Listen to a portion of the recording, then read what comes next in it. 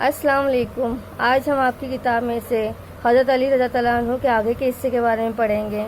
اس سے پہلے ہم لوگوں نے صفحہ نمبر 1 پر یہ تمام حصوں کے بارے میں دیکھ لیا تھا۔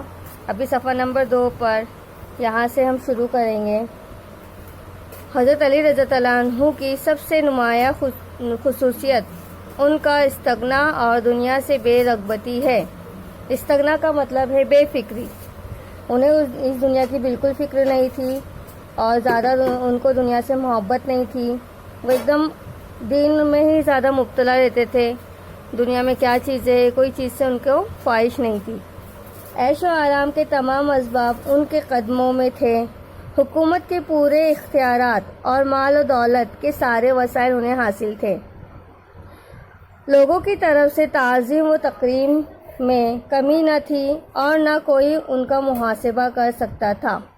محاسبے کا یہاں مطلب ہے پوچھ گچھ کرنا، یعنی ان کا کام اس طریقے سے تھا کہ کوئی ان سے سوال تک کے نہیں کر سکتا تھا، کیونکہ وہ بہت ہی ایماندار تھے اور ہر کام کو پوری پابندی اور ایمانداری کے ساتھ کرتے تھے۔ تعظیم و تکریم کا مطلب ہے عزت و اکرام۔ اس زمانے میں آپ حضرت رضی اللہ عنہ کی بہت زیادہ عزت تھی۔ ہر کوئی ان کی عزت کرتا، ان کی خودداری، ان کی بے نیازی اور حق پرستی کی وجہ سے ہر کوئی ان کی عزت کرتا تھا۔ پھر بھی وہ دنیا کے عیش و آرام اور تکلفات سے بالکل ہی بے نیاز رہے۔ بے نیاز کا لفظی معنی ہوتا ہے ایک طریقے سے لاپرواہ، لیکن یہاں پہ بے نیاز کا یہ مطلب ہے کہ ان کو دنیا کے عیش و آرام سے کوئی محبت یا کوئی چاہت نہیں تھی۔ انہیں صرف اپنے کام سے، اپنے دین سے ہی زیادہ محبت تھی۔ ایک مرتبہ حضرت علی رضی اللہ عنہ کی خدمت میں فالودہ پیش کیا گیا تو اس سے یوں مخاطب ہوئے، تیری خوشبو اچھی ہے، رنگ حسین ہے، تو لذیذ ہے، مگر میں نہیں چاہتا کہ نفس کو ایسی چیز کا عادی بنا لوں جس کا وہ اب تک عادی نہیں ہے۔ عادی کا لفظی معنی ہے عادت بنا لینا۔ ایک بار وہ اپنے گھر سے ایسی حالت میں نکلے کہ ایک تہبند باندھے ہوئے، تہبند کا مطلب ہے لنگی یا پھر دھوتی، اور ایک چادر سے جسم ڈھکے ہوئے تھے۔ ایک بار ایسا ہوا، سب سے پہلے ان کو سامنے ایک فالودہ پیش کیا گیا تھا تو انہوں نے ایسے کہا کہ مجھے اس کا عادی نہیں ہونا ہے، کیونکہ یہ نفس پہ پھر یہ حاوی ہو جاتا ہے تو ہم اس چیز کے یوز ٹو ہو جاتے ہیں، عادت پڑ جاتی ہے ہمیں ان چیزوں کی۔ اس کے علاوہ ایک بار وہ اپنے گھر سے نکلتے ہیں سادہ لباس میں، لنگی باندھے ہوئے اور ایک چادر اوڑھے ہوئے، جسم کو ڈھکے ہوئے نکلتے ہیں۔ تہبند کے کپڑے کو ایک معمولی کپڑے سے کمر بند کی طرح باندھ رکھا تھا۔ تہبند یعنی وہی لنگی کو انہوں نے ایک معمولی کپڑے سے کیا کیا تھا، باندھ رکھا تھا۔ ان سے جب پوچھا گیا کہ اس لباس میں آپ کس طرح رہتے ہیں تو فرمایا، میں یہ لباس اس لیے پسند کرتا ہوں کہ یہ نمائش یعنی سجاوٹ، نمائش سے بہت دور اور نماز میں آرام دہ ہے۔ انہوں نے کہا کہ یہ لباس بھلے ہی کیسے بھی ہو دکھنے میں، لیکن مجھے اس لباس میں بہت ہی سکون ملتا ہے اور نماز پڑھنے میں آسانی ہوتی ہے۔ حضرت علی نے حضرت عثمان رضی اللہ عنہ کی شہادت کے بعد مسند خلافت سنبھالی۔ مسند کا مطلب ہوتا ہے تخت، اور مسند خلافت یعنی تخت خلافت۔ ان کا بیشتر وقت خلافت کے کاموں میں صرف ہونا کا یہاں مطلب ہے گزرنا۔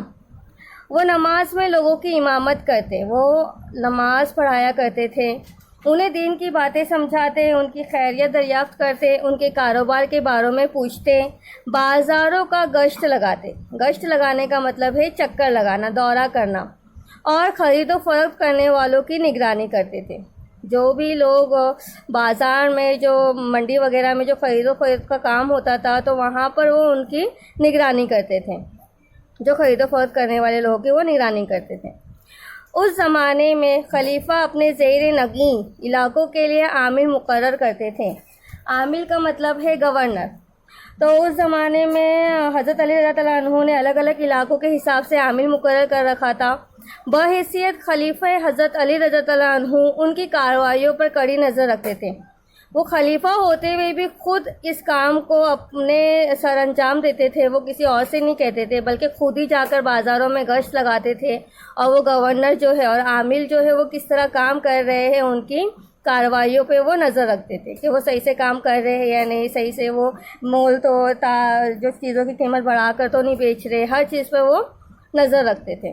کبھی کبھی معائنہ کرنے والوں کو اچانک بھیجتے کہ وہ جا کر دیکھیں کہ عوام کے ساتھ عمال کا سلوک کیسا ہے۔ کسی دن وہ کسی دوسرے لوگوں کو بھی بھیجتے تھے معائنہ کرنے کے لیے کہ جو عمال ہے وہ لوگوں سے کس طریقے کا سلوک کرتے ہیں اور ان کے بارے میں عوام کی رائے کیا ہے، اور جو خریدنے آتے تھے چیزیں وغیرہ تو ان سے بھی ان کی رائے معلومات حاصل کر لیتے تھے۔ حضرت علی رضی اللہ عنہ نے اپنے خلافت کے زمانے میں بیت المال کی امانت داری کا پورا حق ادا کیا۔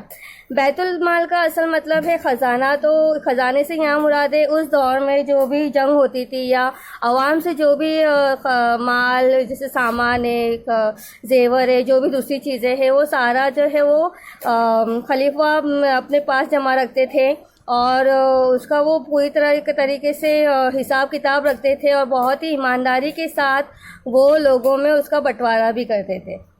بیت المال میں جتنا مال آتا تھا سب تقسیم کر دیتے تھے۔ وہ تقسیم میں اپنے کسی رشتہ دار یا عزیز کو کبھی ترجیح نہیں دیتے تھے۔ ترجیح دینا یعنی اہمیت دینا، تو ان کے لیے تمام لوگ ایک ہی تھے، ایک ہی کیٹیگری کے تھے، کوئی الگ نہیں تھا، نہ کوئی ان کا رشتہ دار کوئی ان کے لیے زیادہ اہمیت والا نہیں تھا، وہ ہر ایک کو ایک ہی نظر سے دیکھتے تھے۔ اکثر بیت المال کا تمام اندوختہ کا مطلب ہے جمع کیا ہوا خزانہ یا بچا ہوا، تو جو بھی بیت المال میں بچ بھی جاتا تھا تو وہ بچے ہوئے سامان کو بھی وہ بانٹ دیتے تھے، بالکل اپنے پاس کوئی چیز رکھتے نہیں تھے، اور یہ سارا کام کرنے کے بعد وہ 2 رکعت نماز ادا کرتے تھے کہ اللہ تعالیٰ کا شکر ادا کرتے تھے کہ میرا یہ جو کام تھا بہت ہی اچھے سے انجام پایا۔ حضرت علی نہایت سخی تھے، سخی یعنی بڑے دل کے تھے، بہت ہی دلدار تھے۔ کبھی کوئی سائل ان کے دروازے سے مایوس نہ لوٹتا، کوئی ان کے دروازے پر مانگنے آتا تو وہ کبھی بھی خالی ہاتھ نہ لوٹتا۔ وہ خود بھوکے رہ جاتے تھے لیکن کسی بھوکے کو اپنے دروازے سے خالی ہاتھ نہ جانے دیتے تھے۔ ہر بار مانگنے کوئی آتا تو کبھی کبھی ایسا ہوتا تھا کہ ان کے گھر پہ نہیں رہتا تھا، تھوڑا بہت بھی ہوتا تھا تو وہ خود کے لیے نہیں رکھتے تھے بلکہ وہ مانگنے والے کو دے دیتے تھے، خالی ہاتھ کبھی نہیں لوٹاتے۔ وہ بڑی سادہ زندگی گزارتے تھے، کپڑے پھٹ جاتے تھے تو خود سی لیتے، جوتی پھٹ جاتی تو اس کی مرمت کر لیتے، یعنی کوئی بھی چیز اگر بگڑ جاتی تھی تو ایسا نہیں کہ اسے پھینک کر نئی چیز خرید لیتے تھے، نہیں، اس کی مرمت کرتے تھے۔ کپڑا پھٹا ہوا ہوتا تھا تو اسے سی لیتے تھے، بہت ہی مطلب ہر چیز کو وہ ایک دم کفایت شورانہ انداز میں اس کا استعمال کرتے تھے۔ ان کے گھر میں کوئی خادمہ نہیں تھی، خادمہ کا مطلب ہے یہاں پر نوکرانی، کام کرنے والی۔ اتنے بڑے خلیفہ ہونے کے باوجود، جو ایک طریقے سے ہم کہیں کہ اس دور کے وہ بادشاہ تھے، سارے لوگ ان کے زیر نظر تھے، لیکن اتنا ہونے کے باوجود بھی وہ اپنے گھر میں کسی نوکرانی کو نہیں رکھتے تھے بلکہ وہ سارا کام خود کرتے تھے، یا پھر بی بی فاطمہ رضی اللہ عنہا وہ سارا کام کرتی تھی۔ بی بی فاطمہ رضی اللہ عنہا گھر کا سارا کام اپنے ہاتھوں سے انجام دیتی تھی۔ خلافت کے زمانے میں بھی حضرت علی رضی اللہ عنہ کی سادگی میں کوئی فرق نہ آیا۔ اس سے پہلے خلافت کا زمانے کے وقت ہوتے ہوئے بھی اور اس کے پہلے والے وقت میں بھی ان دونوں میں بھی ان کی زندگی میں کوئی فرق نہیں آیا تھا۔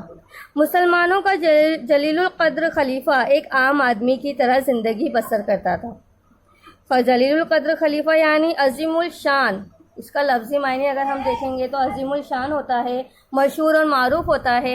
اتنے مشہور، معروف، ایمانت دار اور اتنے دلدار ہونے کے باوجود بھی وہ ایک دم سیدھی سادی سادگی سے زندگی گزارتے تھے۔ تو آج ہم نے اتنے حصے کے بارے میں پڑھا ہے، تو آپ کو اس کے مشکل الفاظ اور الفاظ معنی یاد کرنا ہے اور لکھنا ہے۔ چلو، اللہ حافظ۔